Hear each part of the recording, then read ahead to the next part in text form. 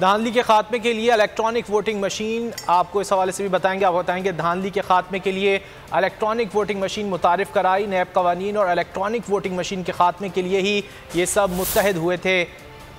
شاہ محمود قریشی کی جانب سے حکومت کو تنقید کا نشانہ بنایا گیا۔ ہوا اور میں اس کی مذمت کرتا ہوں، اور ہمیں دکھائی دے رہا تھا کہ ہم نے ایسا ہی کرنا ہے۔ کیوں؟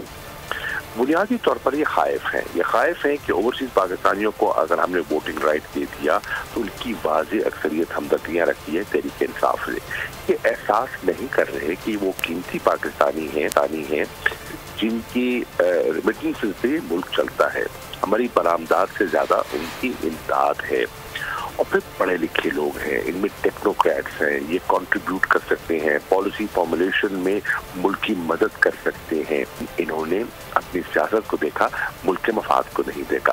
جہاں تک ای وی ایم مشین کا تعلق ہے، ہم چاہتے ہیں شفاف انتخابات، اور جو جوڈیشل کمیشن بنا تھا جسٹس ناصر ملک کی سربراہی میں، انہوں نے بہت سی سفارشات اور قباحتوں کا ذکر کیا تھا، اور ایک چیز سامنے جو آئی تھی کہ ووٹنگ کلوز ہونے کے بعد اور جو ریٹرننگ آفیسر ہے اس تک تھیلا پہنچنے کے بعد یہ ڈسکا کی مثالیں دیتے ہیں خود جی، تو ان کو تو پھر احساس ہونا چاہیے تھا کہ اگر جو ہم نے کیا ہے تو ہم نے تو اس قسم کے واقعات کو ہمیشہ کے لیے بند کرنے کے لیے کیا ہے۔